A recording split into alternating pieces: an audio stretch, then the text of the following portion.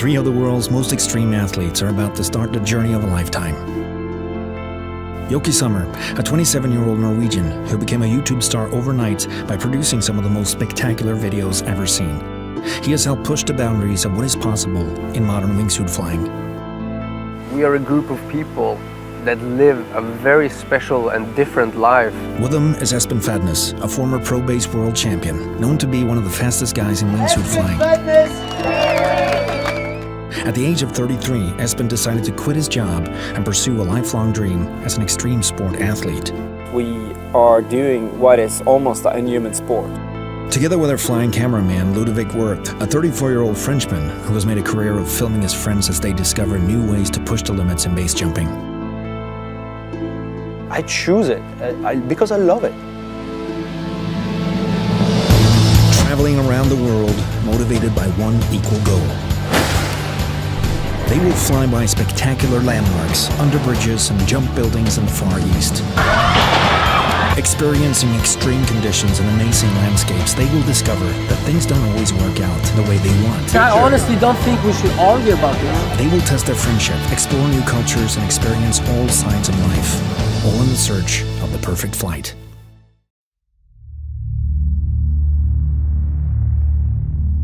Jokke, Espen, and Ludo has just arrived in Rio de Janeiro, Brazil.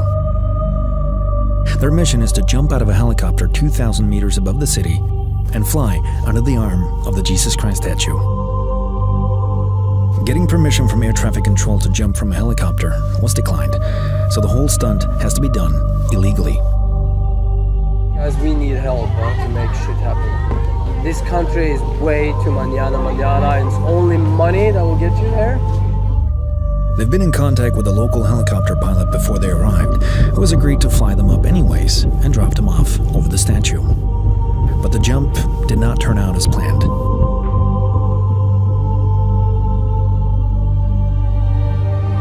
We arrived in Rio and we thought that everything was set. This is the sport that you can't fuck up. The day you fuck up is the day you die. You never get a second chance.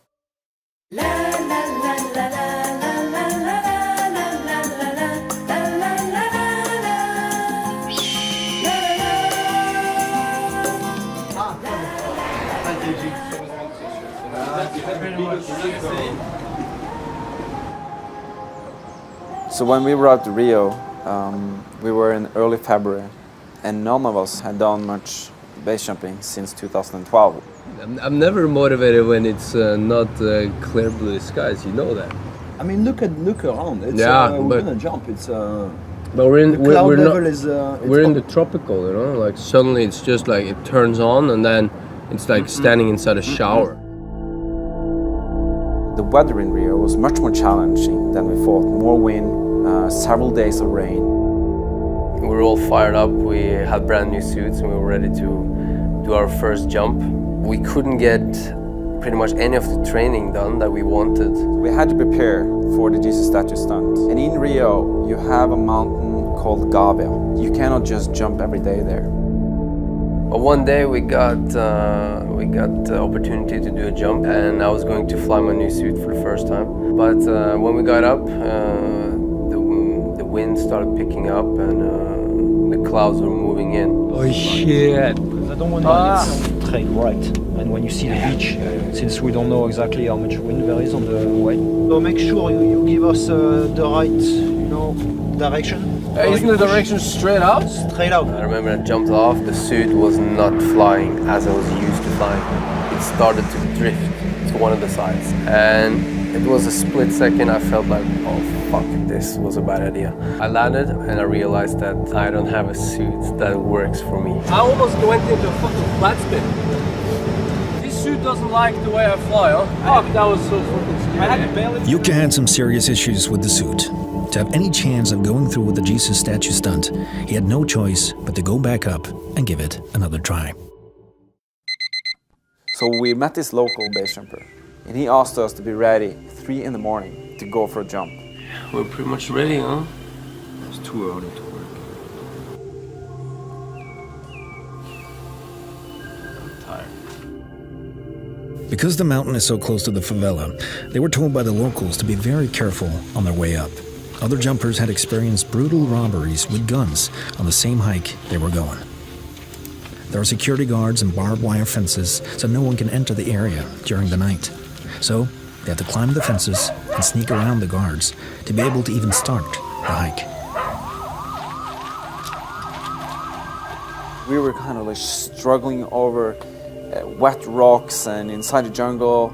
I was really freaked out about not seeing anything because it's a lot of tarantulas and snakes and a lot of things I have never seen before in the jungle in Brazil. When I'm at the top, I'll be stoked. Right now, I have it horrible. The fact is that I'm actually really afraid of heights. I can't do any hard climbing without good climbing friends, because they need to hold my hands in at least 4 or 5 places on that trip. And the same goes for some exit points where I feel that it's a little bit exposed and I have to hold the balance. In the beginning it was pitch black, and then it slightly turned lighter and lighter. The day started coming. How can you not love this? At the top you see all over Rio. You see Rio 360 degrees from the top. We sat down and watched the sun rise up for that day. It's tip top, huh? At the same time as you feel the sunrise, you also feel the tension of that you're actually going to do a pretty rad base jump. You're going to do a 3-way, the guys. Yeah, man. And after we seen the sunrise, we put on the wingsuits and we started testing. The cameraman is starting to be nervous because it's going to be quite a hard one, this one. Now I'm nervous as well, huh?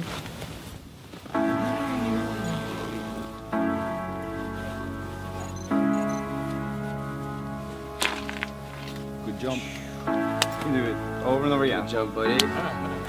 Nice. Hold my hands, Espen. Yeah, you know I don't like this. Okay, how we doing, guys?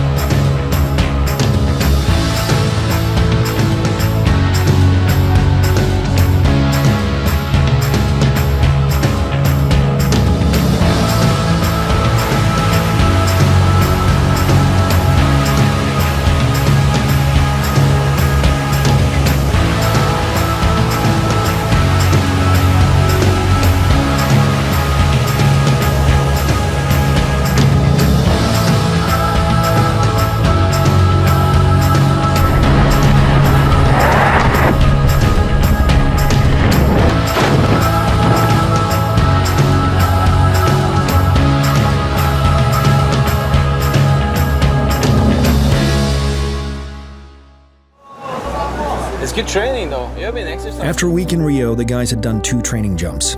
Yoki's second attempt went better, but he still had a bad feeling about his suit. The plan was to do a couple more jumps, but later that day, their local contact got a phone call that would change the whole trip. We thought that everything was set. The helicopter was set, authorization, and all of a sudden we don't have a helicopter anymore. The heli pilot had decided to bail on the whole project. We need to figure this out because right now this is just going down. So we started getting very stressed out about this and started doing whatever we could to make it happen. I used all my contacts I had. Espen used all of his. I don't know how the guys managed to get that plan from a friend of a friend or whatever, and they found those ultralights hang gliders with engines. We managed to come up with one solution, and that was to be dropped over the statue with motorized trikes. But they had to fly illegally in commercial airspace, so the risk of something going wrong was definitely there. I'd be shit fucking scared, and maybe worst case even go in. I really don't want to do it personally, but if that's the only option, I'm willing to consider it if it's the perfect conditions. In the end, we were like, fuck this, let's do it. We did not come to Rio to not fly by the Jesus statue. And when we took that decision, I felt my heartbeat pounding and I was starting to become really scared and nervous. So we did one last planning at the statue to evaluate the weather conditions. What do you feel now? What are you thinking? In winds like this, it's definitely not doable.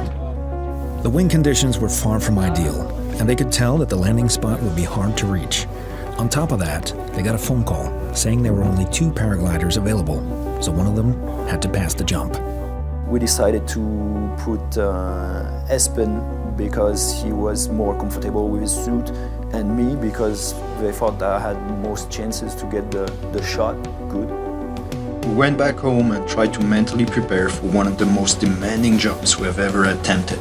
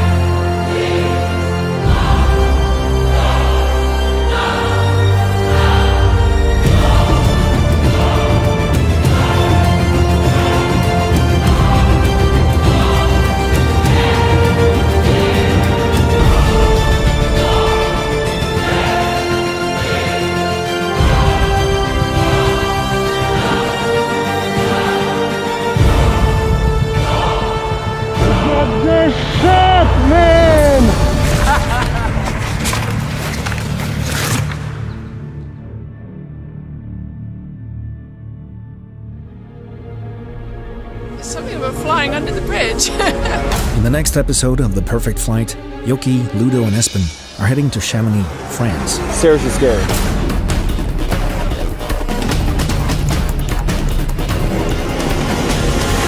They will attempt a mind-blowing stunt on top of the mighty Aiguille de Midi.